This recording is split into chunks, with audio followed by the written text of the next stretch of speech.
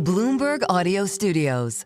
Podcasts, radio, news. Let's turn back to Capitol Hill. The Treasury Secretary Scott Bessent saying House and Senate Republicans can cut a deal on SALT within the next 2 days, believing senators can begin voting on the bill by Friday. President Donald Trump writing, "No one goes on vacation until it's done." The former Chief of Staff to Vice President Mike Pence Marc joins us now for more. Mark, good morning. Good to see you, as always. Thanks for being here. Thank you for being here. You were a big part of passing the president's first tax bill in his first term. How different is this effort? How much harder is it this time?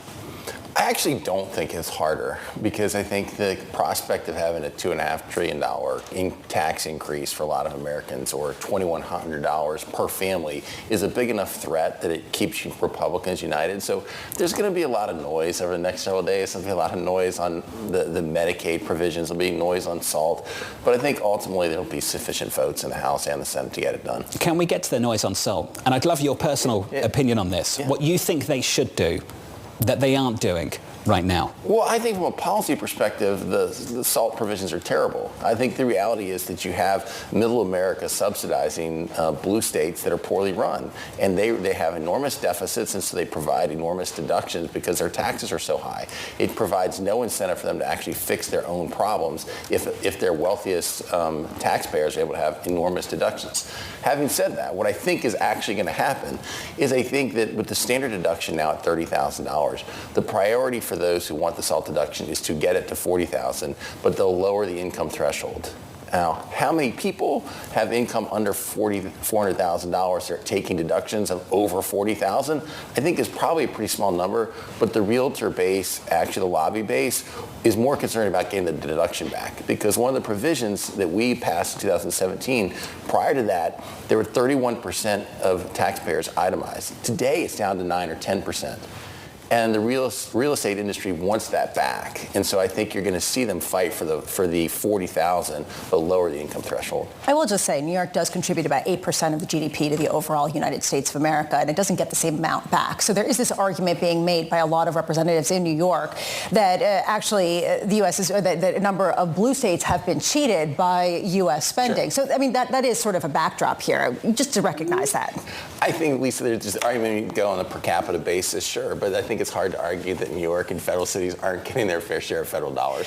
Just take a step back and beyond the SALT debate, which I'm sure could be, we don't want to get too New York Social media spending. No, social media spending, I'm telling you, just definitely invest in it and hone those strategies. But I am curious about, just going forward, how important it is to get those offsets and how attenuated some of the Republican Congress members are to offsetting any kind of increase in the deficit. If it's not from potential cuts, then from increasing tariffs.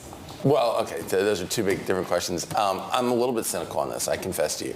The reality is that neither party is addressing what's driving the deficits and the debt. Neither party is willing to address entitlement spending. So you're going to hear people who pound their chest and say, we're fiscal conservatives and we need more cuts here. But we're really talking about pennies on the margin of the size of this bill and the size of where our debt is today. So if they were really serious about wanting to cut the debt, they'd actually be addressing entitlements. And so, yeah, I think you'll see some posturing from some people. But ultimately, again, I think they're going to fall in line, because it's not just the fact you have an enormous tax increase on working families. There's also significant border funding in this. And if you can tell me that there are going to be members from border states who are Republicans are going to oppose this bill with President Trump in the White House, I just don't see it happening. Now, on the tariffs, look, the reality is you talk about the significant revenue coming in. I think that, again, that's a tax on the American people. That's where the revenue is coming. It's not coming from foreign governments. It's coming from American importers. And the reality is you're 100% right on the dates of this, that we were anticipating from Peter Navarro 90 deals in 90 days. We see where that's gone so far. And I think they wanted to push the July 9 date because they were hoping they'd get this all wrapped up by July 4th. If it slides past July 4th, I think you'll see that date slide as well. But you're going to continue to see, I think the president wants the leverage to be able to use the tariffs however he wants, whenever he wants, which provides enormous uncertainty in the economy. The president of the NATO summit today, I'd love to turn to foreign policy with you. What did you think of the strikes over the weekend and the current posture of this administration?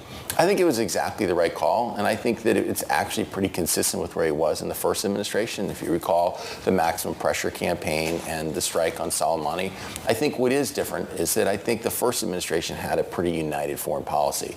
And I think there's much much more divergence in the second administration on what that foreign policy would be. Within the White House? I think so. I think within the White House, too, not just with outside. What do you think the biggest difference is at the moment within the White House? Well, I think that there's a lot of people who have embraced sort of the isolationism of the party today, and I think they are represented, their voices are represented in the White House. But I think the president made the right decision, and I think that, I think moving forward, Iran wants ceasefire because it buys them more time. I mean, how many ceasefires have Iran and Hamas agreed to since the Iranian Revolution 46 years ago? So I think it's important the United States stand with Israel. And this is going to sound somewhat contradictory, but to be successfully isolationist, do you have to be interventionist sometime? Do you have to demonstrate that to do nothing, you have to be willing to do something now and again? Well, that assumes that those who are articulating isolationist views today are actually consistent in their viewpoints. I think that in many cases there are plenty of grifters that have surrounded the president. And so they were isolationists in this moment. They were interventionists 8, 9, 10 years ago. So I think the premise of your question implies there's actually consistency on those articulating that view today, and I don't think there is. Just pairing this with NATO, do we have a sense of what the final word's going to be with Russia and Russia-Ukraine, given the willingness to use intervention in Iran?